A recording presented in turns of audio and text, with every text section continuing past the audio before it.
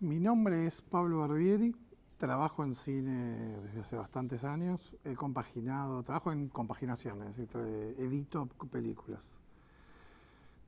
He compaginado aproximadamente más de 40 películas y además publicidad y series, o sea que digo, me he dedicado bastante a este tipo de trabajo. Pero bueno, un poco de lo que quería hablar hoy es y un poco esta charla que sirva un poco de excusa quizás para incentivar a alguien que quiera dedicarse al cine a comprender un poco uno de los elementos más específicos del cine, que es el montaje. Quizás lo más específico en el cine es la animación, ¿no? Es una disciplina que puede animar, valga la redundancia, un objeto inanimado por este sistema que uno puede hacer de imágenes cuadro a cuadro, en las cuales uno puede reproducir la vida o el ánima de un objeto. Pero yo creo particularmente que lo segundo más específico del cine es el montaje, que básicamente consiste en la manipulación del espacio y del tiempo. O sea, lo que hacemos los montajistas es eso. Es complejo en una charla articularlo porque lo que generalmente hacemos nosotros no es teoría y lo desarrollamos más que nada empíricamente, esto es, o sea, es algo más emocional que teórico. Entonces, es probable que en una charla uno lo que va a hacer es tirar conceptos o decir cosas, pero la verdadera comprensión de este oficio, de esta artesanía, se da con los materiales. O sea, realmente uno tiene que trabajar con los materiales para terminar de comprenderlo. Algo que a mí me parece fundamental y mágico del montaje, además de que es lo más específico del cine, es que consiste en un proceso de selección y elección y ordenación de material muy particular, ¿no? Porque de alguna manera es como que uno va a asistir a un proceso de caos que va a devenir en una instancia que es un corte, que aparentemente es una instancia bastante simple, pero va a terminar reordenando un discurso.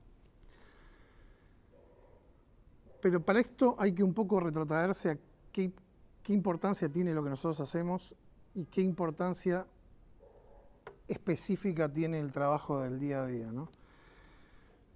Yo creo que hay que tener en cuenta que nosotros como seres humanos usamos el lenguaje simbólico para poder expresarnos, para poder transmitir nuestra interioridad.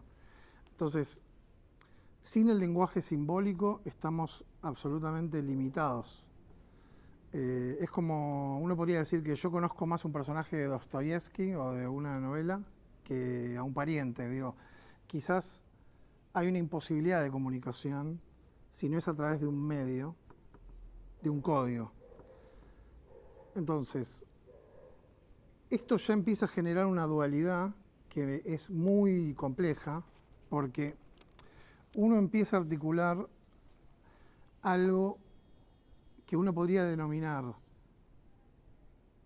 que uno está trabajando sobre un sistema, es decir, sobre un artilugio, sobre un proceso en donde uno está trabajando sobre una mentira, pero que es una mentira portadora de una verdad. Y eso ya es bastante interesante. Es como todos los procedimientos que uno haga al compaginar una película son falsos, son artilugios, son convenciones. Pero lo que le sucede al espectador cuando ve la película es cierto. O sea, uno está trabajando para que se genere esa emoción en el espectador que es verdadera.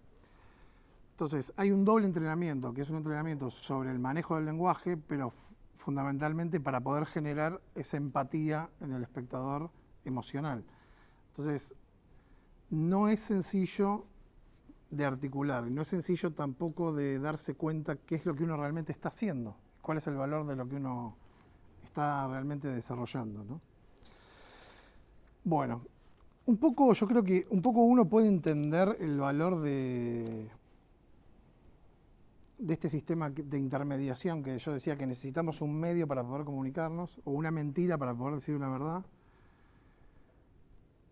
Quizás con varios ejemplos, ¿no? Por ejemplo, hace unos años yo había leído que unos antropólogos hace mucho tiempo habían proyectado una película de unas tribus en África y las tribus solamente habían reconocido partes de personas y una gallina, ¿no? O sea que, es decir, que todo el sistema que nosotros tenemos, quizás devenido de toda una educación audiovisual sobre la fragmentación de los planos, ellos veían como personas cortadas y el único elemento que reconocían era una gallina. Entonces digo, esto también empieza uno a entender que no es algo unívoco, es algo construido. Otro ejemplo me lo contó un amigo. Yo tuve la oportunidad de viajar a Irán y soy muy amigo de Mahmoud Kalari, que es el fotógrafo de Kiarostami. Y Kiarostami, cuando filmó en el desierto de Irán, tuvo contacto con unas tribus que son nómades, o sea que no están en contacto con la civilización aún en esta época, casi no están en contacto, llegan hasta el límite, comercian y vuelven. Y ellos siguen trabajando sobre un sistema simbólico bastante antiguo, son orales, o sea, no escriben, es una cultura oral. Y cuando en un momento compartían una cena, no sé cómo surgió el tema, pero aparentemente empezaban a hablar de la luna. Entonces Kiarostami les contó que, bueno, pero la luna, el hombre ya visitó la luna, el Apolo, pum, les contó toda la historia técnica. Y ellos dijeron, bueno, sí, no pasa nada. En un viaje posterior les llevó unas fotos del hombre en la luna y estas personas vieron las fotos y lo que le dijeron es, no, pero esa no es la luna. La luna no es así. En la luna hay unos seres blancos de barba grande. Esos dibujos están muy buenos, pero no es la luna. Es decir, para mí lo que me parece interesante de esos dos ejemplos es como uno, quizás probablemente desde nuestra civilización, la foto que estaba mostrando Kiarostami era algo unívoco. Es una prueba fidedigna. Es como esa imagen tiene esa lectura, de verdad, de estuviste ahí. Para ellos no. O sea, para ellos no tiene ningún valor, aunque para nosotros probablemente hoy en día es una de las pruebas más duras, ¿no? De mostrar, o más específicas. Entonces, empecemos a pensar un poco que la complejidad del lenguaje que vamos a articular, ¿no? Porque uno ya no solo necesita construir una mentira para aportar una verdad, sino que a la vez uno no se puede salir de uno mismo, ¿no? Es como un poco esta especie de, digo, uno podría parafrasear un poco a Schopenhauer, un poco esta cosa como de que uno ve, ese es el mundo entre voluntad y representación, ¿no? Uno ve a través de un ojo, o sea, vos ves el sol a través de tu ojo, o sea que no es que estás viendo el sol, estás viendo lo que vos representás del sol. Entonces, hay una limitación en eso que es muy interesante porque la cantidad de máscaras que vamos construyendo en nuestro discurso va a terminar definiendo quiénes somos, sobre todo si el discurso es lo que nos completa, ¿no? Si nosotros realmente encontramos nuestro ser en el texto. Muchos autores hablan de eso, de que somos texto, ¿no? De que no hay nada por fuera del texto, o sea, todos nuestros pensamientos son texto. Bueno, entonces, lo particular del montaje, que sí existe en otras artes, como selección, es el trabajo con el tiempo. Pero el tiempo uno lo podría evaluar existe un tiempo cronológico, yo puedo medir, ¿viste? De alguna cronométrico, pero también existe un tiempo cronorreico, o sea, un tiempo que es el fluir, el devenir. Y ya es un poco más complejo de articular ese valor simbólico.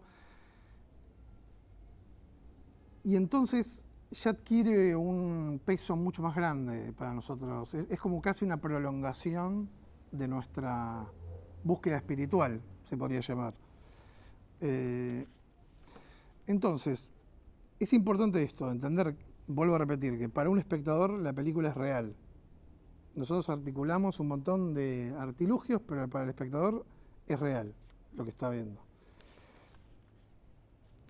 El montaje, ¿no? Para mí, el montaje consiste, sobre todo en ficción, que es lo que yo más he hecho, yo siempre lo sentí como algo que es volver a dar vida.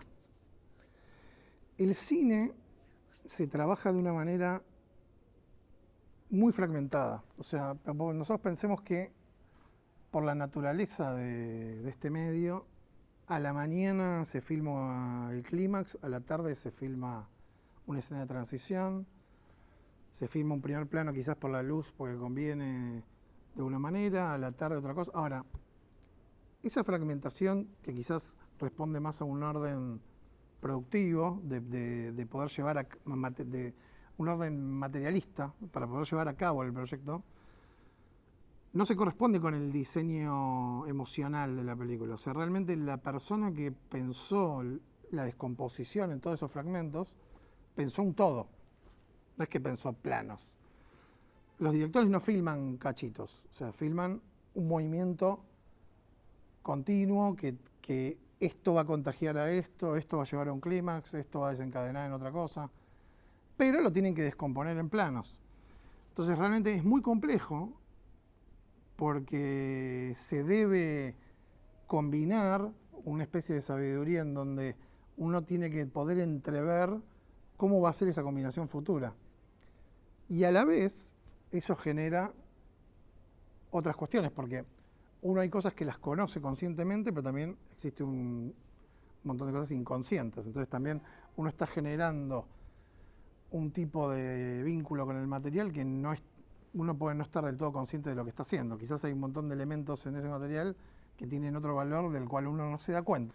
A un montajista le llegan fragmentos, pero son fragmentos complejos, o sea, responden a una tesis que tuvo el director, que dijo, yo creo que esta parte tiene que ser así, esta parte se tiene que acelerar, esta parte tiene que condensar esta emoción, esta parte tiene que... Y cuando la una, quiero lograr esta dinámica, que hay que ver si la logró o no, hay que ver si es eso realmente lo que él está haciendo o su subconsciente lo está traicionando y está haciendo otra cosa. Entonces también uno también debe descubrir eso, pero a la vez, al haber fragmentado, quizás aparecen otras cosas, errores, un montón de elementos involuntarios, no solo inconscientes, sino involuntarios, que abren puertas a otro tipo de posibilidades creativas. Un error en nuestra tarea es una posibilidad. O sea, no es como no nos estamos dedicando a algo científico y a algo preciso, sino es algo artístico.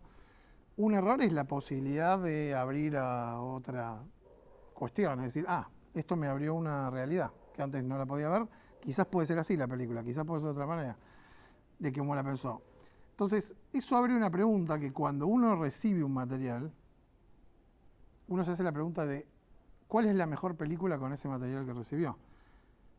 Ya no importa el guión, ya no importa un montón de cosas que se hicieron antes. O sea, tengamos en cuenta que en una película se escribe un guión, que es un mapa emocional de la película, en donde hay personajes, hay situaciones, uno tiene una estructura dramática generalmente,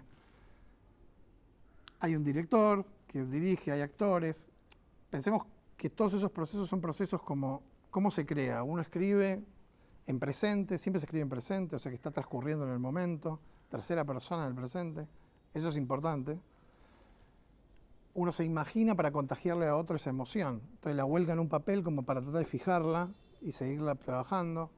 En los ensayos se sigue trabajando lo mismo y en la filmación se sigue tratando de capturar lo mejor de lo que se pudo capturar de los ensayos o también se va perfeccionando o buscando. Pensemos que todo eso que acabo de decir es muy dinámico, porque digo, la gente sigue buscando, no es que, tengo un guión, es fijo, no es fijo, siempre fue dinámico. El montaje, por la altura en la que está del proceso creativo, quizás tenga menos posibilidades, porque obviamente uno cuando está escribiendo un guión las posibilidades son infinitas ante la hoja en blanco, pero aunque tenga menos posibilidades no significa que no sufra del mismo proceso creativo que implica probar, que llamémoslo como improvisar, probar, jugar con el material, encontrar, perderse, tratar de seguir buscando. Entonces todo el tiempo es dinámico, aunque uno diga acabo de terminar un corte, bueno, al día de hoy quizás es el mejor corte que uno tiene, pero es algo que va a seguirse buscando constantemente. Yo un poco lo llamo el montaje de ficción volver a dar vida, porque yo lo que trato, yo hago muchos armados cuando hago una película.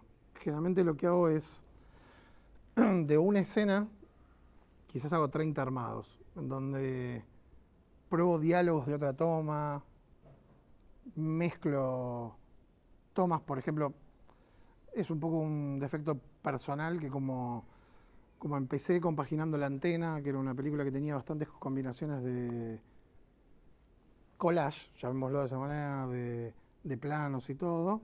Yo quizás hay un two-shot, entonces hago un corte invisible y estoy uniendo diálogos. Es decir, está sucediendo algo en el plano que nunca sucedió.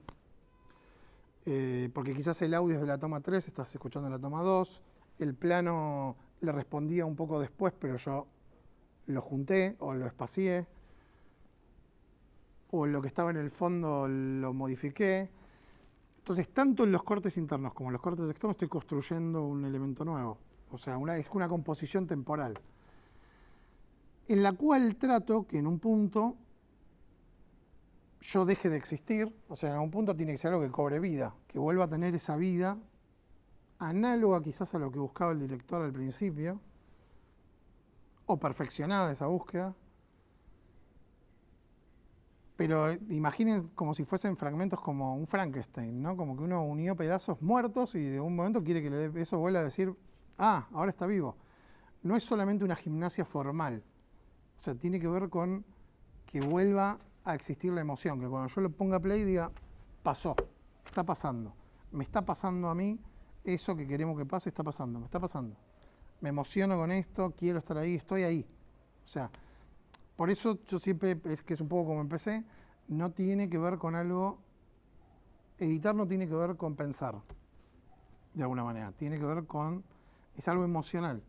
Entonces uno tiene que estar en contacto, tiene que bajar un poco la barrera racional, desautomatizar ciertas cosas que uno en la vida está acostumbrado. Uno maneja sin mirar los cambios, todo lo hacemos de manera automática, nos volvemos bastante robots.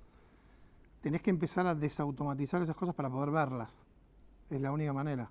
O sea, tenés que sentirlas, vivenciarlas y decir, yo cómo haría, qué haría, empatía, de alguna manera. Esto tiene algo muy interesante, que yo leí un artículo, porque además de esto que estamos diciendo de contar una mentira para transmitir una verdad y todo, hay un artículo muy interesante creo que es una científica que combinó el estudio del montaje, que se llama Perlman, que es un libro que se llama Cutting Rhythms, ¿no? Como ritmos de corte. Y ella lo que habla ahí es de un análisis de las neuronas especulares. Y es muy interesante lo que dice, porque dice que en realidad uno utiliza las neuronas especulares, se ha estudiado, para mimetizarse con un movimiento. Es decir, como nosotros vivimos en ritmos de día, de noche, de estaciones, necesitamos aprender a vivir en ritmo, porque si no moriríamos. Y una manera de aprenderlo es a través de las narraciones o a través de ver a otro. Entonces, cuando uno ve a otro sujeto realizar un movimiento,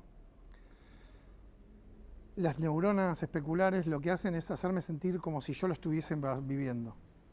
Yo estoy en el lugar de ese sujeto. O sea, se produce una traslación directa. No hace falta que yo viva esa experiencia para aprenderla, la acabo de aprender a través de verla. Entonces ya es muy interesante, porque el cine también sirve para eso. O sea, uno está en el lugar de ese movimiento, en el lugar de un montón de emociones. Y la manera en que los editores nos entrenamos también es no solo viendo mucho cine, lo cual te da un corpus de cierto manejo de emociones y de materialidad, sino también emocionalmente, porque vos te vas a poner contacto en tu propia empatía con esa kinestesia. Es como vas a ver un movimiento y para vos, ¿qué significa ese movimiento? Tenés que decodificarlo, pero vos, ¿qué harías con eso? ¿Qué te da? ¿Peligro? ¿Qué te da? ¿Miedo? ¿Qué te da? ¿Amor? ¿Qué te da? Entonces, eso lo vas a tener que tratar de trasladar en el ritmo de lo que hagas para que sea consecuente a lo que vas a transmitir. No es tan fácil de entrenar eso, tío. Es mucho más fácil de entrenar un discurso mucho más acartonado, mucho más esquematizado.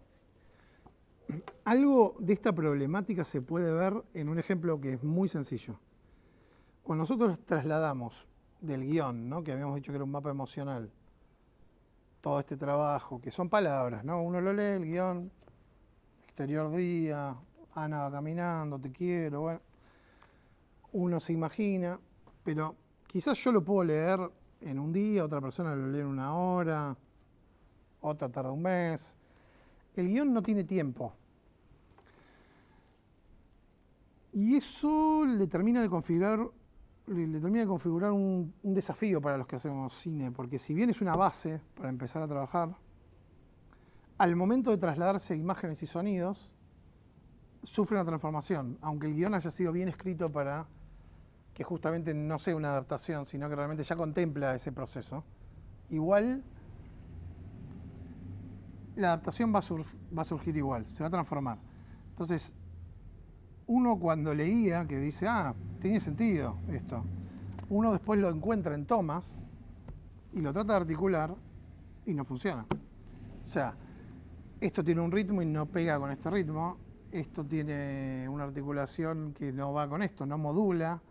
Entonces uno dice, ¿pero qué hago? O sea, es cómo combinar ritmos, ¿no? Cómo hacer que esto... Entonces, eso se va aprendiendo, digo, se va desarrollando.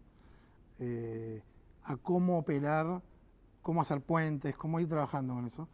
Pero imagínense que uno de los mayores problemas que cualquier persona que empiece a editar tiene es que le pone música enseguida.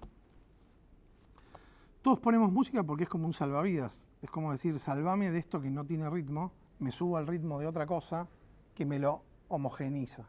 Me dice, todo esto es igual, ya está, listo, tranquilo.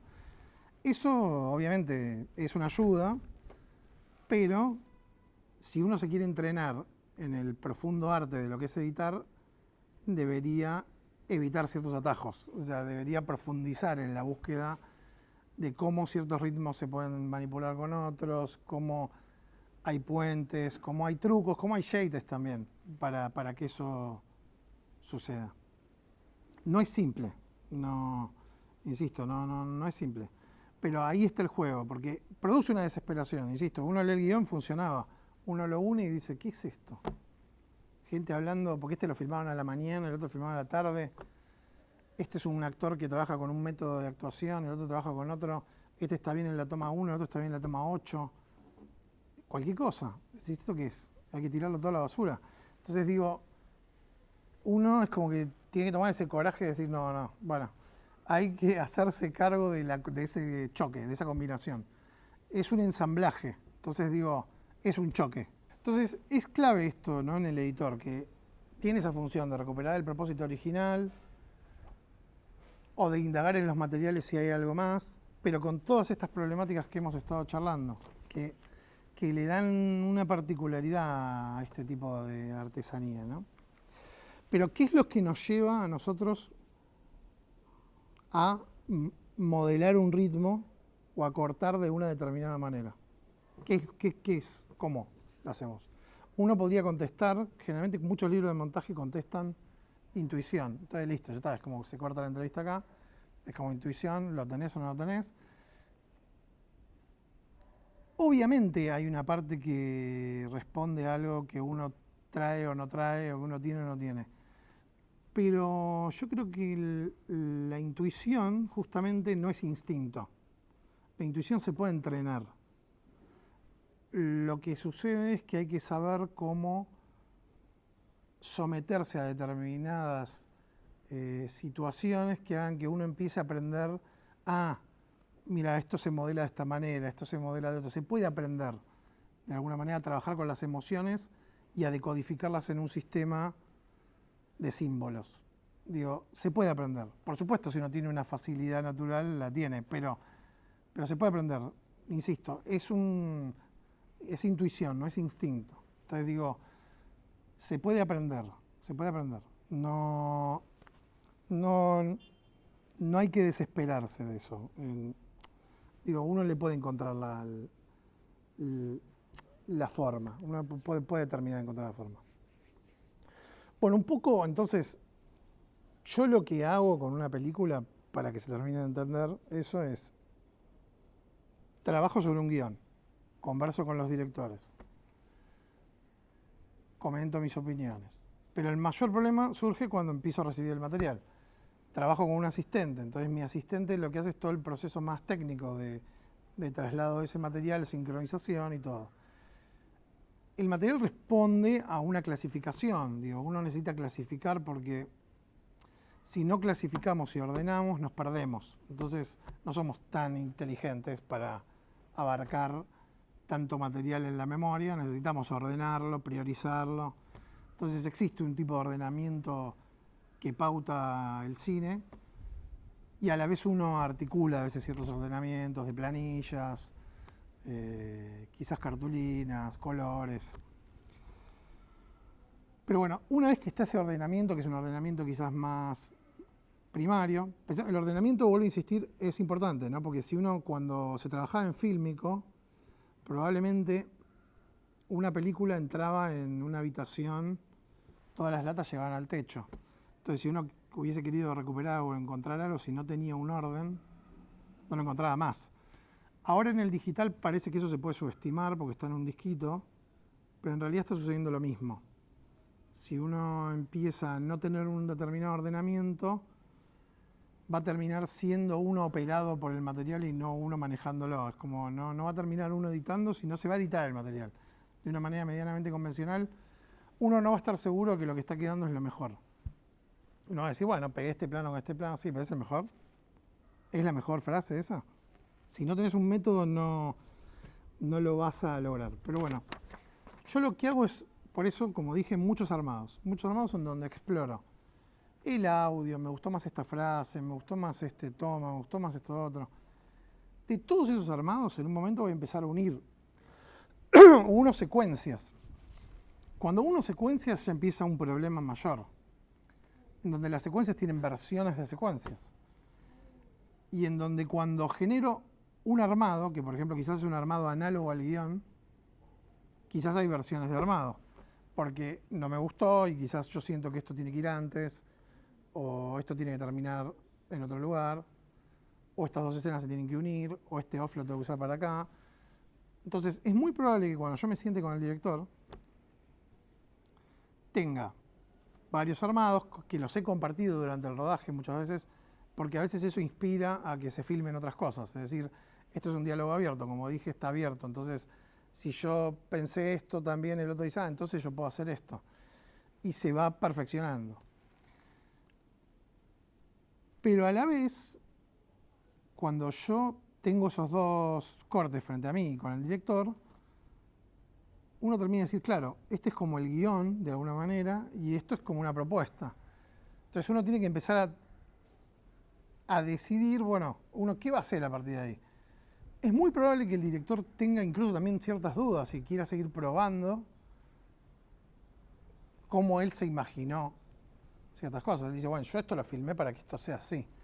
Y también va a haber que hacer ese proceso de a ver si nos estamos perdiendo de algo, cómo era eso. Muchas veces en ese proceso, por eso yo hablaba antes de lo inconsciente, ¿no? El director hizo esta película quizás porque sintió algo cuando era chico o porque le hace acordar a su abuela, no importa. Y él después la arma tal cual, la pensó, primero este plano, después el plano general, y capaz que se deprime, porque dice, nunca hay nada peor que un primer corte, ¿no? O sea, ve y dice, no está ahí, no está lo que yo quería captar. Está tal cual la quise armar, pero no está lo que quise captar. Y ahí también existe un desafío que es tratar de encontrar dónde está eso. Y si es que está. O si es que era otra cosa realmente lo que él estaba buscando, aunque no lo sabía. Pero es un desafío eso, porque quizás está de otra manera. Y eso es un proceso también de aceptación, ¿no? De, bueno, no estamos manejando todo lo que estamos haciendo de alguna manera conscientemente. Y hay que terminar de pulir en la materialidad lo que hemos podido plasmar en este sueño. Entonces, una vez que se hace ese trabajo con el director, pensemos que se genera un corte que también tiene problemas, porque es un corte que probablemente ha explorado, llamémoslo, obsesiones que uno tenía a pesar de los materiales y ha terminado de chocar con la realidad. Entonces, cuando uno ve ese armado, uno puede empezar a decir, bueno, ahora va a surgir ¿esta es la película realmente o podemos seguir explorando? Y en mi experiencia siempre surge un segundo corte, en donde ya se articulan más específicamente los materiales. O sea, el director empieza a poder desprenderse un poco de sus primeras ideas y ya empieza a trabajar más sobre la realidad de lo que está modelando. Y uno también. Y entonces con toda esa exploración anterior se termina articulando un corte. Y a la vez también pensemos que todo esto también participan productores, participa un montón de otra gente que opina. Y para mí ahí se modela, quizás llamémoslo como un tercer corte, ¿no? Quizás el primer corte es el de filmación, el segundo como el director y este tercer corte quizás con opiniones de productores. Para mí ese tercer corte es el primer corte que se puede mostrar, porque es como la primera vez que uno ha hecho el suficiente trabajo sobre el material como para decir, bueno, esto es medianamente hacia donde uno quiere ir, lo cual no significa que esté terminado, ¿no? Puede ser que falten años para terminarlo, o meses, pero es la primera vez en donde uno ve un horizonte claro.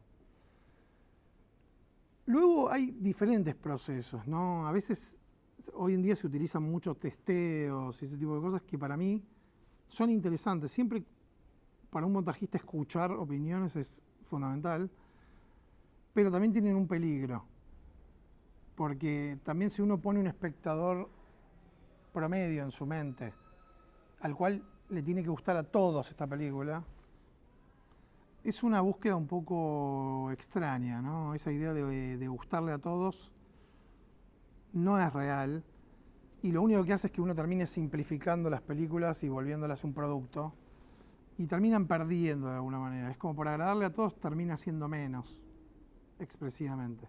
Entonces es importante como modular eso, como tratar de ser consciente de que está bien, puede llegar a ser un producto, pero también es una expresión artística y también tiene un valor, como lo que vimos antes, tiene una función cultural.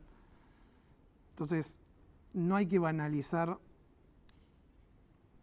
tanto este arte, digo, no es solamente un producto, es también un tiempo sagrado, es un momento en el que uno le puede dedicar un tiempo de contemplación y un momento en donde uno se va a poner en contacto con emociones que de otra manera se perderían. Entonces, es fundamental no perderse en el agradarle a todos. Además, pensemos que eso de agradarle a todos es algo bastante nuevo, ¿no? O sea, imaginemos cuando alguien escribía, no sé, la Divina Comedia, ¿cuántos la leyeron en la época?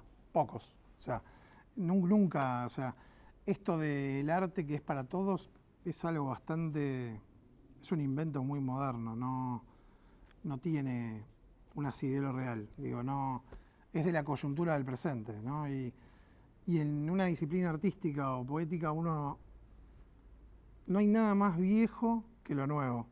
Digo, uno no busca estar en contacto con ese presente, uno busca estar en contacto con el origen, justamente pero no el origen por ser original en un sentido snob o superficial, el origen en el sentido del origen creativo, el origen del sentido, el origen de lo que le da propósito a lo que uno hace. Porque de alguna manera o en este tipo de discursos uno busca un propósito, busca un sentido, ¿no? Eso es muy interesante de analizar, que muchas veces cuando se banaliza y se ve el cine como un producto, el sentido, o sea, el horizonte, el sentido es igual al significado. Es como, bueno, un personaje que me oculta una intención, una cosa, y cuando yo lo entiendo, es el sentido. Muchas películas están articuladas así. Eso es realmente muy tonto, digo, de una manera de pensamiento, porque, digo, el sentido es un horizonte, es algo inalcanzable, es algo que tiene que estar más allá. Te tiene que plantear algo que es como un abismo. Es algo que está en la obra, pero que a la vez no está. Que está en todas las partes, pero no está. Entonces, cuando yo la veo, tengo que ver algo que concluye, pero a la vez tengo que ver algo que me invite a pensar más allá, a indagar. Si no existe eso y el sentido es solamente el significado, es muy pobre. No es solamente estoy asistiendo a un engaño donde alguien me ocultó que el asesino era el mayordomo y después me lo dice. Entonces digo, eso no no tiene mucho sentido. Y el montaje se ve empobrecido también por eso, porque si uno va a articular con elementos que son pobres, obviamente el resultado va a ser pobre. De alguna manera, uno tiene que apagar el eje cartesiano, el eje de la lógica, el eje de la razón, el positivismo. O sea, de alguna manera hay que apagarlo para poderse poner en contacto con ese origen emocional de uno y revivirlo. Entonces, eso va a generar algo original, pero porque hace fuente al origen.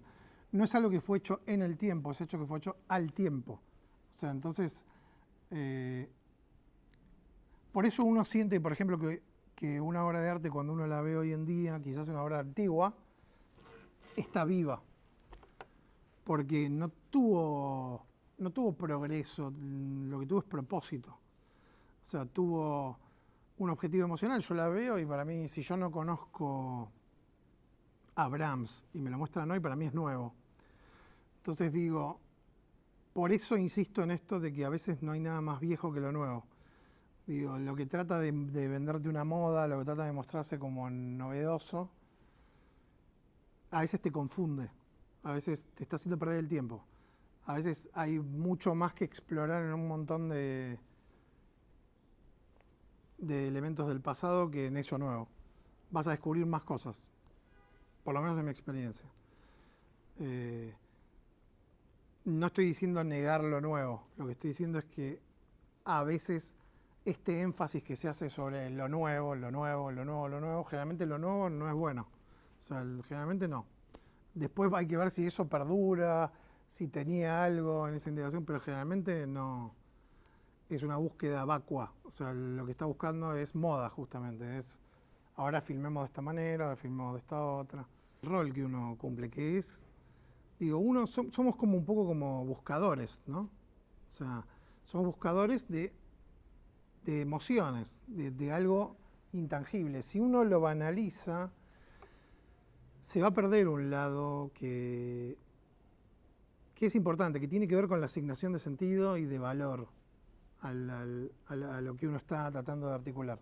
Entonces, el ritmo tiene un valor emocional. Para uno poder comprenderlo, va a tener una materialidad, porque uno está filmando. Entonces uno filma y eso genera una imagen y la puede repetir. Se repite porque está registrada.